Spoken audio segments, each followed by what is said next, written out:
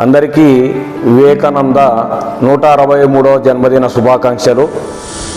ఆయన చెప్పింది తూచా తప్పకుండా మనం చేస్తున్నామా లేదా ప్రతి ఒక్కరూ గమనించాలి.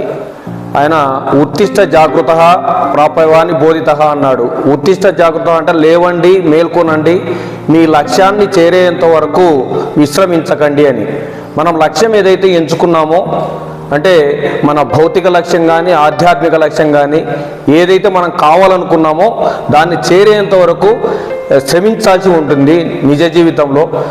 ఆ విధంగా మనం శ్రమిస్తున్నామా లేదా సోమరితనంగా లేజినెస్గా ఉన్నామా అది మనం బేరీ చేసుకోవాలి. మన లోపల మన లక్ష్యానికి ఎప్పుడైతే దగ్గర అవుతున్నామో అప్పుడు లోపల ఉత్సాహం ఉంటుంది. ఏదైతే ఉత్సాహంతో పనిచేస్తామో అప్పుడు ఆ పనిలో చాలా వరకు నైపుణ్యత అనేది లభిస్తుంది. ఉత్సాహంగా ఆనందంగా చేసే పని, ఆ పనిలో ఎప్పుడైతే మనం దాన్ని ఆ గోల్కు దగ్గర అవుతామో ఆ యాత్రకు దగ్గర అవుతూ వెళ్తూ ఉంటాం. కాబట్టి ఆయన ఇంకొక విషయం చెప్పాడు వివేకానంద. ఏం చెప్పాడు అంటే, నాకు ఈ ప్రపంచంలో 7 మంది యువకులు అంటే దృఢమైన సంకల్పం గల వాళ్ళు ఉంటే ఈ ప్రపంచాన్నే మార్చివేస్తాను అన్నాడు.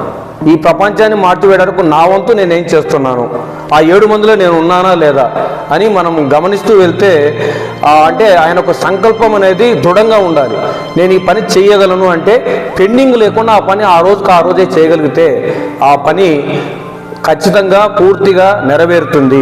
ఆ పని నెరవేరినప్పుడు నెక్స్ట్ రోజు సంతృప్తిగా హ్యాపీగా మన జీవన విధానం చాలా హ్యాపీగా అంటే ఎంతో సంతోషంగా జీవించడానికి మనము ఆ జీవన విధానంలో ఉన్నతంగా ఎదగడానికి మనకు సహకరించిన వాళ్ళం అవుతాం. కాబట్టి మన లోపల మార్పు ఏదైతే వస్తుంది ఆ మార్పును అంగీకరించాలి, ఆ మార్పుకు అనుగుణంగా నడుచుకోవాలి.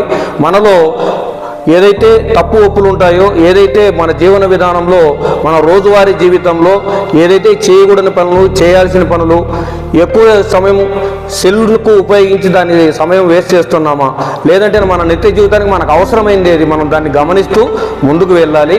అప్పుడే మన జీవితానికి సంపూర్ణమైన జీవన విధానం అలవడుతుంది.